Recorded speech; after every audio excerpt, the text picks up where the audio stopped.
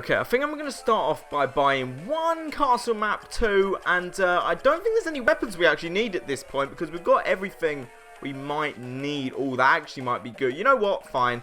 I'll go for that. We have the copper plate at the moment, which actually I don't think is going to be that useful to us, but that increases our attack as well. So it might actually be quite useful. And I'm also going to load up as much potions as I can. We can afford to take 6 at the moment. Also, hello everyone, welcome back to another episode of Let's Play CastleVania Aria of Sorrow. I'm MisterTanooki, and on this episode, we are going to be moving through the castle once again. Now, if you remember to the end of last episode, we unlocked Hammer. Now, essentially, he will act as our shop throughout the game, as you just saw. Now, usually, I don't actually load up on potions and things like that. But I have made a couple important decisions about this Let's Play, which I want to run through you kind of quickly as we're walking through the castle to get to our next destination. Now, if you remember at the end of last episode, we finished off the, I believe it was the chapel? No, it wasn't. It was the, I can't remember. The study. And we also finished off the chapel, technically, because there was no, well, there was a mini boss there, just so we could get to the study. But there was nothing real challenging. Now we're going to move on to the only area, which I think at the moment is going to be our real challenge, which is the dance hall, if I remember correctly. And to get to the dance hall, we just have to go up here. Now, I have made a couple of important decisions about this Let's Play.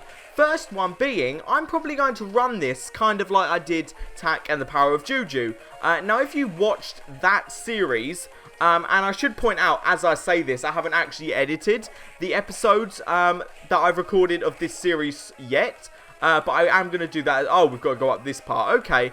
Yeah, so basically this is going to lead us to a new area. So I haven't actually edited any of this series yet. I'm probably going to do that tonight.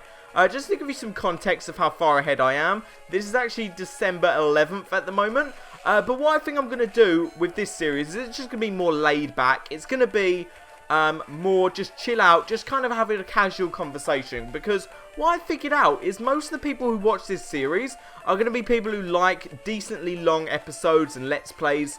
Now, while I'm not going to give really long episodes like I did for a lot of my previous Let's Plays, you know, at the start of my channel, I'm going to run this series like I did Tak and the Power of Juju, where I'm just going to do like a really, my mouse is on the screen, hopefully you guys can't see that, where I'm just going to do a really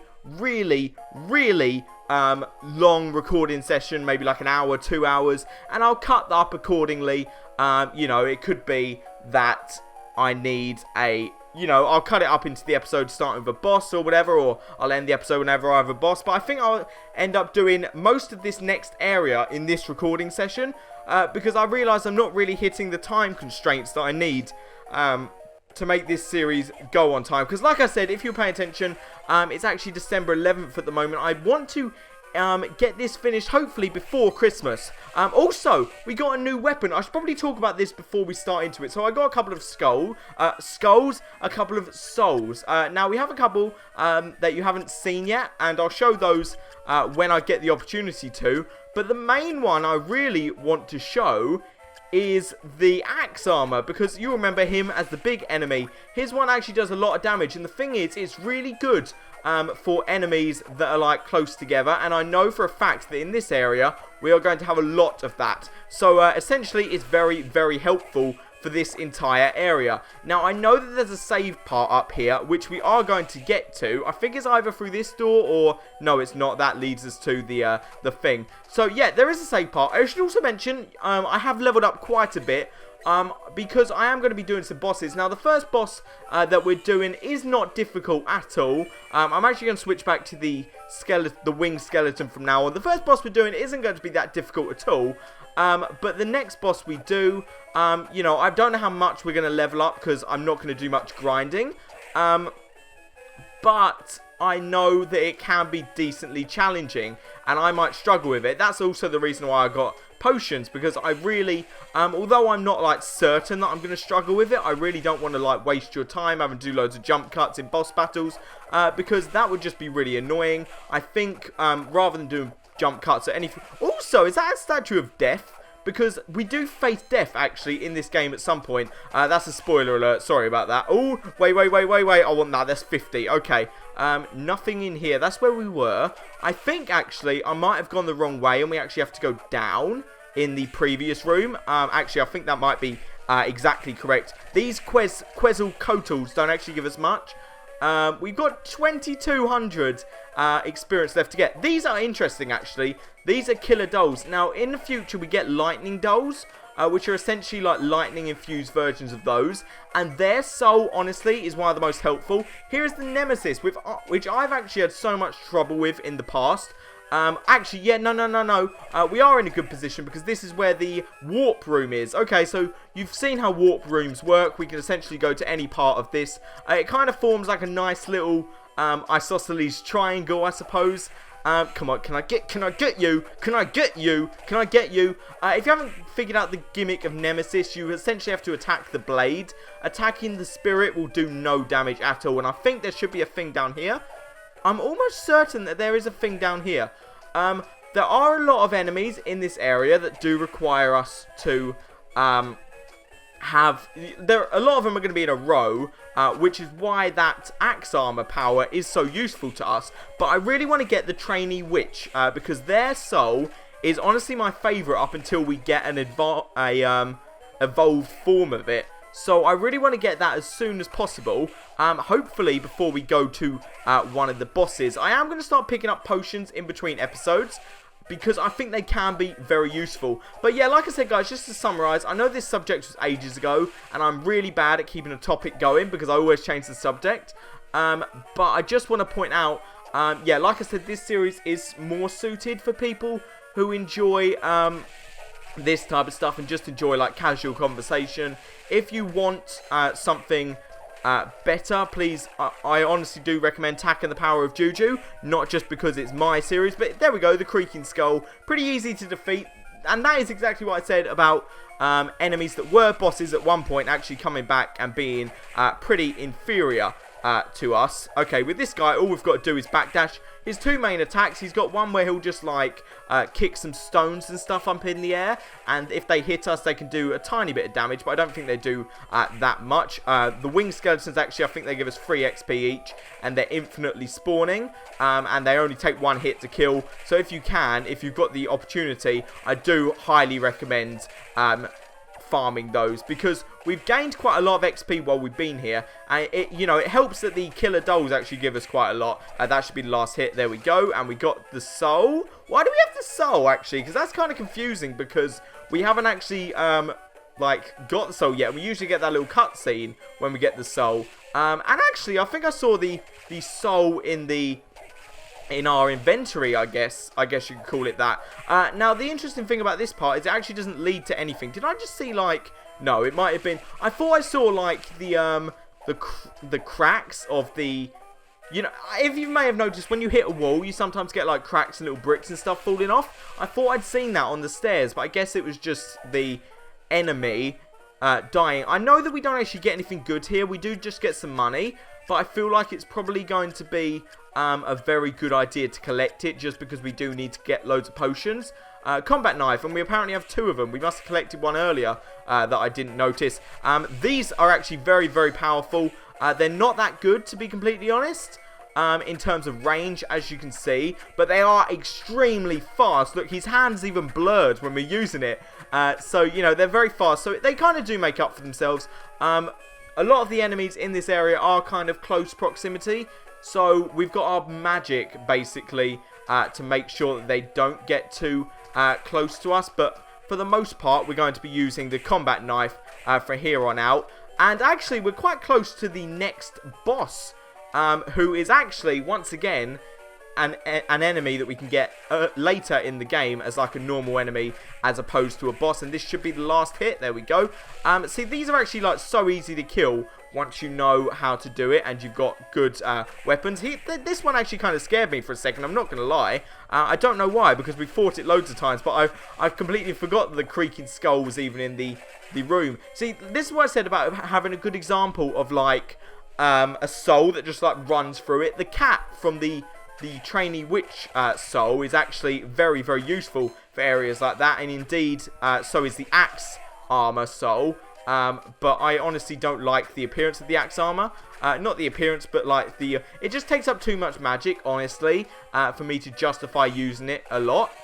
And I was wondering now why we weren't getting health. But, you know, we should be good, actually, without healing at all. Because as long as we don't get hit. Basically, this area is just going to involve ducking, pretty much, as you can see. And we're just moving through the smoke. This area, I don't know why. This area always, like, kind of freaks me out. I don't know what it is. I think maybe it's the fact, like, there's smoke just coming from nowhere. And there's just, like, enemies, like, jumping around. It's just, it seems really ominous. Ominous. More ominous than most areas in the game. But at least the enemies are easy, and we've got a save room right here, so we can kind of justify it. Now, I don't actually need to save, but it's always good to be safe than sorry. Now, I am actually going to switch my items, because I don't want to get too close to this next enemy. So I'm actually going to go to the whip sword, which is actually still quite powerful. We've still got 54 attack, but the problem is... Oh, and we just leveled up, so that's even more... Actually, you know what? I'm going to go back in and save, just because, you know, we leveled up, so it's not really worth risking it if we die. I don't think we are going to die, if I'm completely honest. But, you know, it's always good to be safe than sorry, like I said. But the reason I've got the whip sword is we're going to need a lot of range. Welcome, everybody, to the troll. The big golem, I mean. Now, we saw I think it was the rock golems. But this one has 2 attacks. Now, when he opens his mouth... and kind of puts his head down, he's going to do that smacking attack that you just saw. But you can actually force him into a corner. And he also sprays rocks, just like he's going to do there.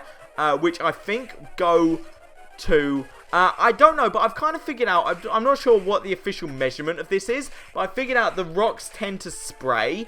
kind of where his foot would land if he were to step forward. So that's my justification. You can see, like, if he were to step forward, his foot would land about there, and that's where the rocks landed. Actually, I might be better off actually just throwing these at. Like, the good thing about spears actually is sometimes they'll get stuck in the ground, and sometimes they'll get stuck on the enemy. So they, you know, they'll do like piled up damage, but you literally. As you saw, we just defeated him. And if we go in this room, we should get a power-up. Which is the down B power-up. Which we're actually going to need. But let me check the map. I don't know whether to go straight to the boss and come back to this later. Or to fill out the map and then go to the boss. I think I'm actually going to fill out the map and then go to the boss. Because honestly, guys, if I'm being completely honest with you... also, this has got to be said, I know there's going to be, this is obviously recorded like so far in the future to when you're seeing it, and in fact, I don't even know like when this is going to go up. It could go up alongside Tak and the Power of Juju, depending on the length of this series, honestly, like episode like length. I kind of want this to finish like around the same time as Tak and the Power of Juju does, so I want to be, actually, why am I still using my whip? Like, it's a good weapon, but I'd much rather use my combat knife. Like I said, you know, you can kind of make up for the short range with the speed and the power of the attacks that are coming out of it. Can I actually, like... Oh my god, it's not going to move because it hasn't recognized us yet. Oh my god, that was like... Oh, also, this should be mentioned. I haven't showed it off yet, but there we go. There's a skeleton to kick. That was not intentional. You can also disable some of your things. So that's the skeleton blades. You can disable that so you won't be able to use it. Although, honestly, I don't see why you'd want to. It doesn't really make too much sense to, like, cripple yourself, really. I wish there were actually some enemies that took away some of your abilities. Also, it does damage as you go into an enemy. So that's worth saying. But I do wish there were some enemies that took away some of your abilities as you were working with. Let's see how I'm going to work with this. Nothing we can actually do down this area apart from get that additional weapon that they've got going on. Come on, can we get... Nope, I can't seem to get that. No, you come here. You come here. There we go. There we go. Actually, you know, I might as well. It'll be worth selling if anything. You know. Also, I should point out actually, I kept forgetting to equip yellow souls. I'm currently using the skeleton knight for strength. But we could switch to zombie, which gives us better strength when poisoned. And actually, that works out well because when that soul is equipped, we can actually use our where is it? Rotten meat. Now, essentially, rotten meat will usually remove your health. But when you've got the zombie soul equipped, you can eat it without losing health. I think that's a thing that no one really knows about it. There are probably some experts at the game that know it. I don't think I'm an expert at the game, but I think I know a decent amount of it. Like, I know how to conduct myself in the game. Come on, there we go. That was, like, kind of flawless, I'm not going to lie. There we go. Awesome. I do think I'm good at this. And also, it should be said, the way I'm going to handle this is some of you who have played the game before will know that this game actually has 2 endings. Oh, actually, I'm going to save because that might be a good idea. This game actually has 2 endings. Now, I actually do have a level 68, you know, one number away from 69, of course, you know. Got to ruin the whole joke, really. Like, that would make a good joke, like, if I had a level 69. But no, on my save screen, I actually have a level 69. That was my personal account, which I've left. Like, I've redone that. I've recompleted the game on that. And I've done it just outside of the boss battle. Now, the way this game works is it implements the soul powers in the final boss battle. When you have the boss, you have an option of 2 endings. You can either go into the boss and defeat it and that'll end the game, or if you have certain souls equipped, when you defeat the boss, the game boss, like the final boss, you know, air quotes, because it's obviously not the final boss if you can continue the game. Come on, come here, sir. Sir, okay, I'm obviously just like, there we go. Oh, that was more hassle than it needed to be. But yeah, if you defeat the boss with a certain amount, I don't think it matters the amount of souls you have or the level you are or what you've done, you know, outside of it. Also, this is going to be kind of dangerous. I need to work on, come on, get off.